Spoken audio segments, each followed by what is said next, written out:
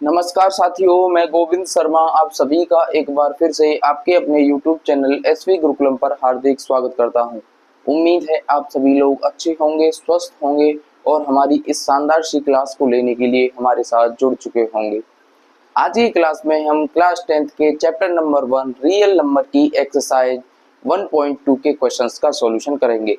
इससे पहले हमने इस चैप्टर के कॉन्सेप्ट और एक्सरसाइज 1.1 के क्वेश्चंस का सॉल्यूशन कर लिया है। यदि वो क्लासें आपने नहीं देखी हैं तो जाकर के आप चैनल पर देख लेना। कंप्लीट क्लास 10th मेंस के नाम से आपको चैनल पर प्लेलिस्ट मिल जाएगी। वहां पर आपको वो क्लासें देखने के लिए मिल जाएंगी और चैप्टर भी हमने करवाए हैं वो भी आपको वहां देखने के लिए मिल जाएंगे। यदि आप चैनल पर नए हो तो चैनल को सब्सक्राइब कर लेना, बेल आइकन दबा लेना, जिससे कि आने वाली वीडियोस का समय से नोटिफिकेशन मिलता रहे।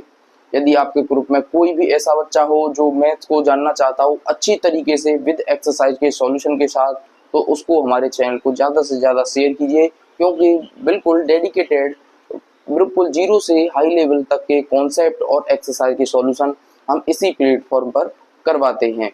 तो चलिए स्टार्ट करते हैं आज की क्लास को, जिसमें हम करेंगे एक्सरसाइज 1.2 के क्वेश्चंस का सॉल्यूशन। तो चलिए देखते हैं कि फर्स्ट क्वेश्चन में आपसे क्या कहा गया है। तो पहला क्वेश्चन देखोगे जिसमें आपसे कहा गया है यह सिद्ध करो कि रूट 5 एक अपरिमेय संख्या है। मैंने आपको जब कॉन्सेप्ट वाली क्लास कराई थी तो उसमें मैंने आपको रूट 2 एक अपरिमेय संख्या है वो प्रूफ करवाया था। तो आज की क्लास में जैसे हमने रूट 2 का किया था उसी प्रकार हम करेंगे कि रूट 5 एक अपरिमेय संख्या है, ये हमको प्रूफ करना है। तो चलिए आइए देखते हैं। तो माना, सबसे पहले क्या करेंगे, माना रूट 5 एक परिमेय संख्या है। यानी मान लिया हमने कि रूट 5 एक क्या है, परिमेय संख्या है। क्या है? एक परिमेय संख्या है। परिमेय संख्या होगी तो हमारी परिमेय संख्या क्या होती है? एक परिमेय संख्या हमारी होती है परिमेय संख्या क्या होता है आपका a अपॉन बी। एक परिमेय संख्या होगी तो वो क्या होगी आपकी a अपॉन बी के रूप में होगी। यानी ऊपर अंश होगा, नीचे आपका हर हो गया।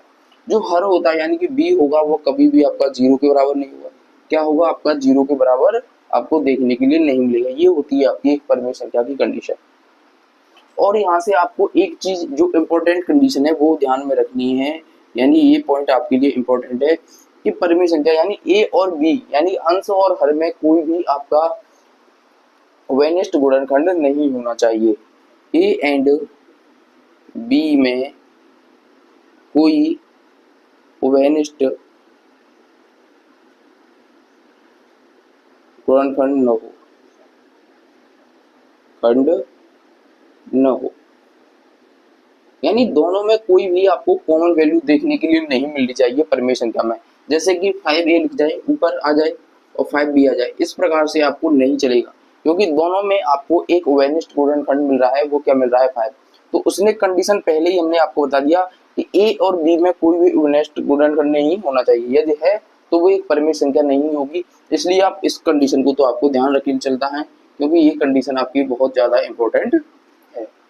तो अब क्या करेंगे, यानी कि परिमेय संख्या क्या है आपकी a अपॉन बी, और रूट 5 भी एक परिमेय संख्या है। तो रूट 5 यानी a upon B is equal to हो जाएगा आपका रूट 5। क्या हो जाएगा? a upon B is equal to हो गया आपका रूट 5। यहाँ तक आपको समझ में आ गया होगा। अब आप क्या करोगे, बोथ साइड स्क्वायर, क्या करें? दोनों तरफ वर्ग। क्या करें हम? दोनों तरफ वर्ग कर दें। क्या कर दें? वर्ग कर दें। जब दोनों तरफ यदि आप वर्ग करोगे तो यहाँ पर क्या हो जाएगा? A square upon B square is equal to हो जाएगा उसका 5।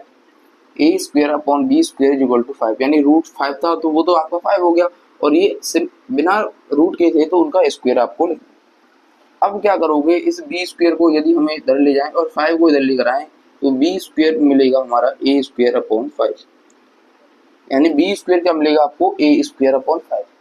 यहाँ से हमको एक चीज ध्यान रखनी है जो मैंने आपको कॉन्सेप्ट वाली क्लास में बताया था कि ए स्क्वायर यदि 5 से विभाज्य विभाज्य है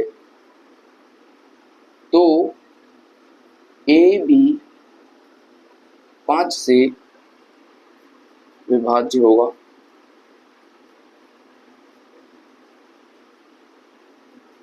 यानी कि आपको एक कंडीशन यहाँ से याद रखनी है कि यानी कि यदि आप ए स्क्वायर 5 से विभाजित है तो आपका ए भी क्या होता है, 5 से विभाजित होता है। एग्जाम्पल के तौर पर जैसे आप समझोगे, जैसे हमसे कह दिया जाए यदि यहाँ पर 5 का स्क्वायर यदि 5 से विभाजित है तो 5 भी तो 5 से विभाजित होता है। तो ये कंडीशन सही है कि नहीं सही है? यानी कि जब 5 का स्क्वायर यानी कि 25/5 है तो 5 भी आपका विभाजित होगा। तो इसका मतलब होता है, लेकिन यहाँ पर आप काटोगे तो यानी 25/5 यानी 5 से भाग दो तो कितना आएगा 5। यहाँ पर एक जो अचर आ रहा है यानी इंटीजर जो वैल्यू आ रही है आपकी कितनी आई, भाग देकर 5, यानी यहाँ पर कितना आ रहा था b।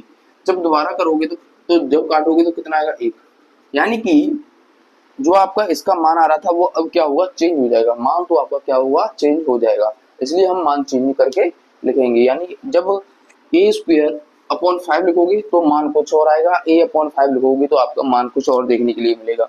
यानी कि ए अपॉन 5 बराबर मान लेते हैं हम सी। क्या मान लेते हैं, यानी कोई दूसरा इंटीजर, यानी कि सी क्या होगा आपका, सी होगा आपका पूर्णांक। क्या होगा, पूर्णांक। ठीक है, यानी सी क्या होगा आपका पूर्णांक हो गया। यहाँ तक आपको समझ में आ गया होगा। यदि ए बराबर लिखोगे यहाँ से तो ए बराबर आएगा आपका 5c। कितना आएगा, 5c। ए बराबर कितना आ गया, 5c। यदि ए का मान इस इक्वेशन में रख दें, यानी इस इक्वेशन को मान लीजिए आप इक्वेशन फर्स्ट। क्या मान लेते हैं, इक्वेशन नंबर फर्स्ट। यहाँ से हम इक्वेशन नंबर फर्स्ट मान लेते हैं इसको। तो इसमें यदि ए का मान रखोगे तो क्या आएगा, ए का मान समीकरण 1 में रखने पर, यदि समीकरण 1 में यदि ए का मान रखोगे तो यहाँ से आपको देखने के लिए मिलेगा कि बी स्क्वायर बराबर ए का मान कितना है आपका 5c। कितना है, 5c का होल स्क्वायर अपॉन 5। क्योंकि यहाँ पर क्या है, ए स्क्वायर, तो यहाँ पर यानी कि जो ए का मान है उसका हमने स्क्वायर कर दिया, यानी 5c का स्क्वायर हो गया। अब जब इसको सॉल्व करोगे तो B square is equal to 5×25 C square बटा 5। 5 से काटोगे 5 बार, कितना कटेगा, 5 बार। यहाँ तक समझ में आ गया होगा। यानी B square is equal to आ गया आपका सी 5c स्क्वायर। कितना आ गया, 5c स्क्वायर। कितना आ गया, 5c स्क्वायर। यदि अब इस 5 को हम इसके डिवाइड में भेज दें, यानी सी स्क्वायर बराबर क्या हो जाएगा आपको, बी स्क्वायर बाई 5। कितना होगा, बी स्क्वायर 5। यानी कि सी स्क्वायर बराबर कितना आ गया, बी स्क्वायर अपना 5। यहाँ से आपको फिर वही कंडीशन आ गया, यदि आपका ए स्क्वायर अपना 5 से विभाजित था तो 5 ए भी 5 से विभाजित होगा। तो यहाँ पर भी क्या होगा, बी स्क्वायर 5 से विभाजित है तो आपका बी भी 5 से आपको विभाजित होगा। यानी बी भी आपका 5 से विभाजित होगा। बी भी क्या होगा आपका 5 से विभाजित होगा। और यहाँ पर आपको कोई इंटीजर मिल गया जैसे डी, क्योंकि कोई वैल्यू आएगी वो हमने मान लिया। डी क्या है आपका, पूर्णांक है। डी क्या है आपका, एक पूर्णांक है। डी क्या है आपका, एक पूर्णांक। यहाँ से आप जब b बराबर निकालोगे तो b बराबर क्या हो गया आपको 5d। b की मान आ गया और आपको a का मान आ गया 5c।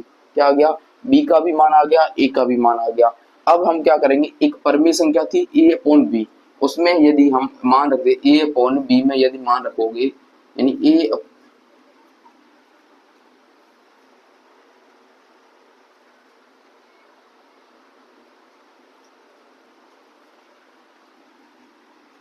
अपॉन b में यदि मान रखोगे तो क्या आएगा, a का मान आया आपके पास 5c अपॉन b का मान आया है 5d। तो यहाँ पर आपको क्या मिल रहा है, दोनों में ही आपको एक वेनिष्ठ गुणनखंड मिल रहा है ए और बी का। क्या मिल रहा है, ए और बी में आपको यानी अंश और हर में आपको वेनिष्ठ गुणनखंड मिल रहा है। तो यानी कि जो हमने धारणा बनाई थी कि ये एक परिमेय संख्या है वो क्या होगी आपकी, गलत होगी। वेनिष्ठ गुणनखंड है तो अभिधारणा, तो यह अभिधारणा गलत होगी। यह धारणा गलत होगी कि √5 एक परिमेय संख्या है। क्या है, परिमेय संख्या है। यानी कि अब हम ये कह पाएंगे कि दोनों में यदि आपको एक वेनिस्ट गुणनखंड मिल गया तो हम ये कह सकते हैं कि ये धारणा गलत है कि √5 एक अपरिमेय संख्या होगी तो यह एक अपरिमेय होगी। क्या होगी? तो यह एक अपरिमेय होगी। तो यह एक अपरिमेय होगी। क्या होगी? अपरिमेय। आपको बस यही ध्यान रखना है, यानी क्या होगी? तो ये अपरिमेय होगी। यही हमको प्रूव करना था। तो इस प्रकार से आपको प्रूव करना होता है कि √5 आ जाए, √3 आ जाए, कुछ भी आ जाए, आपको सिर्फ एक ही तरीका ध्यान रखना है, इसी से आप सॉल्व कर पाओगे। और उम्मीद मान के चलिए ये कम से कम आपका 4 नंबर में बोर्ड एग्जाम में जरूर आएगा ही आएगा, क्योंकि हर बार पूछा जाता है और इस बार भी आपसे जरूर पूछा ही जाएगा। इसलिए इस प्रकार के क्वेश्चनों को आपको अच्छे तरीके से समझ के प्रैक्टिस करके ज्यादा से ज्यादा करके चलना होता है। तो अब चलते हैं हम अपने नेक्स्ट क्वेश्चन की तरफ और देखते हैं कि आपसे उस क्वेश्चन में क्या पूछा गया है।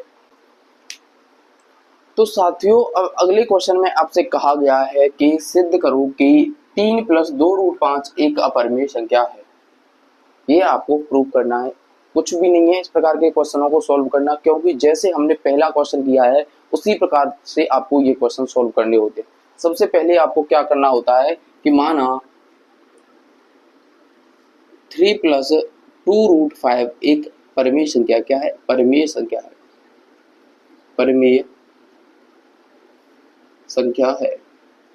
मान लिया कि हमने 3 + 2√5 क्या है? मान लिया एक परिमेय संख्या है। तो परिमेय संख्या है तो ये किसके बराबर होगी? आपकी 3 + 2√5 = p/q मान लीजिए, p/q मान लीजिए, या a/b मान लीजिए, कुछ भी आप मान लीजिए। यदि मान लिया p/q, ये क्या होता है? p/q एक परिमेय संख्या क्या होता है? p/q, p/q क्या होता है? आपका परिमेय संख्या होती है। क्या होती है? परिमेय संख्या। और इसमें आपका जो q होता है वो कभी भी आपका 0 के बराबर नहीं होगा। क्या होगा? q आपका कभी भी 0 के बराबर नहीं होगा।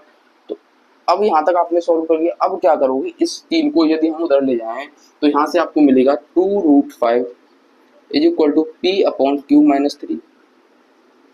ये मिल गया। जब इसको सॉल्व करोगे तो यानी कि √5 2√5 = p-3q/q। यदि हम इसको सॉल्व करें तो √5 = यदि 2 को इधर हम ट्रांसफर कर दें तो p-3q/2q। ये आपको मिल गया। उम्मीद है ये अच्छे से समझ में आ गया होगा। अब यहाँ से कुछ कंडीशंस होती हैं जो आपको ध्यान में रखनी है। वो कौन कौन सी कंडीशन है? मान के चलिए जैसे p और q दोनों परिमेय है तो p-q क्या आएगा आपका? p एंड q दोनों भी क्या है? आपके परिमेय। क्या है? परिमेय। तो कुछ कंडीशन बनती है। p-q क्या होगा? आपको परिमेय होगा। क्या होगा? परिमेय होगा। p+q क्या होगा? वो भी परिमेय होगा। क्या होगा? परिमेय होगा। और यदि दोनों ही मल्टीप्लाई में हो p-q तो भी क्या होगा? आपका परिमेय। p/q हो तो भी आपका क्या होगा? परिमेय ही होगा। ये 4 कंडीशंस होती हैं जो आपको ध्यान में रखनी है कि p और q यदि दोनों ही परिमेय हो तो। और यदि एक परिमेय हो और दूसरा अपरिमेय हो तो क्या होगा? तो p परिमेय हो गया और q आपका अपरिमेय हो, या दोनों ही अपरिमेय हो तो भी आपको देख के चलना है। तो यहाँ से क्या होगा? p-q वो भी क्या होगा? आपका अपरिमेय होगा। क्या होगा? अपरिमेय होगा। यानी कि सिर्फ आपको ध्यान रखना है दोनों ही जब परिमेय होती है तभी आपका परिमेय देखने के लिए मिलेगा। यदि एक संख्या आपकी अपरिमेय आ जाती है और दूसरी परिमेय, चाहे दोनों ही अपरिमेय आ जाए तो वहां से आपको अपरिमेय ही देखने के लिए मिलेगा। p+q ये भी अपरिमेय होगा, p/q ये भी अपरिमेय होगा और p/q ये भी अपरिमेय ही आपको देखने के लिए मिलेगा। ये कुछ कंडीशंस होती हैं, ये आपको ध्यान रखनी है। यदि आपको दोनों ही वैल्यू अपरिमेय हो जाए तो भी सारी कंडीशन आपको अपरिमेय ही देखने के लिए मिलेंगी। अब यहाँ से आप देख पाओगे कि p क्या है? यहाँ पर एक अपरिमेय, वो p क्या है? यहाँ पर परिमेय, और q भी क्या है? परिमेय। तो p-q क्या होगा? परिमेय अपॉन परिमेय क्या होगा? आपको परिमेय वैल्यू देखने के लिए मिलेगा, यानी कि p-3q/2q परिमेय होगा। परिमेय होगा। तो √5 इसके बराबर में है, यानी कि जो चीज हमको दे रखी होती है उसके बराबर में है वो भी आपकी परिमेय होनी चाहिए। परिमेय होगा तो √5 भी परिमेय होगा। यहाँ से तो ये चीज निकल कर आएगी, परिमेय होगा। लेकिन आपको पता है, लेकिन √5 तो एक अपरिमेय परिमेय संख्या होती है। ये हमने अभी प्रूव कर लिया। ये हमने तो अभी प्रूव किया था कि √5 तो क्या होती है, आपकी एक अपरिमेय संख्या होती है। तो जो √5 भी परिमेय होगा, ये आपकी गलत चीज निकल कर आ रही है, क्योंकि हमको पता है कि √5 क्या होता है, आपका एक अपरिमेय संख्या होती है। क्या होती है? एक अपरिमेय संख्या होती है। तो हम कह सकते हैं, तो हम कह सकते हैं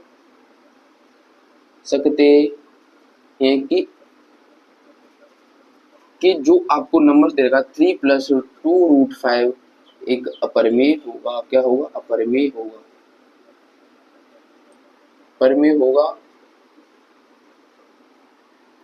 यानी तो हम क्या कह सकते हैं कि 3 + 2√5 क्या होगा? एक अपरिमेय होगा, क्योंकि यहाँ पर आप देख पाओगे क्या है, वैसे भी मैंने आपको बताया कि एक परिमेय होगा, यानी 3 क्या होता है आपका परिमेय नंबर, और 2√5 क्या होगा? अपरिमेय। तो दोनों ही वैल्यू आपको देखने के लिए मिलेंगी कि वो अपरिमेय ही होंगी। तो इस प्रकार से आपको इस तरीके के क्वेश्चनों को सॉल्व करना होता है। यदि पेपर में आ जाए, यदि टाइम बचता है, तो आप ये भी प्रूव कर सकते हो कि √5 आपका एक अपरिमेय है, और उसके बाद इसको सॉल्व कर सकते हो, तो और अच्छे आपको नंबर मिल जाएंगे। उम्मीद है ये क्वेश्चन भी आपको अच्छे से समझ में आ गया होगा। आज की क्लास में हम इन दोनों ही क्वेश्चंस के सॉल्यूशन रखेंगे। जो नेक्स्ट क्लास आएगी उसमें हम जो तीसरा क्वेश्चन बचा हुआ है, और जिसमें आपके 3 और प्रूफ आपको करने हैं, उनको हम नेक्स्ट क्लास में देखेंगे। यदि आपको आज की क्लास पसंद आई हो तो वीडियो को लाइक कर दीजिएगा, चैनल को सब्सक्राइब करना ना भूलिएगा, और यदि कोई डाउट हो तो कमेंट जरूर कर दीजिएगा। मिलते हैं नेक्स्ट क्लास में। जय हिंद, राधे राधे, जय श्री कृष्ण।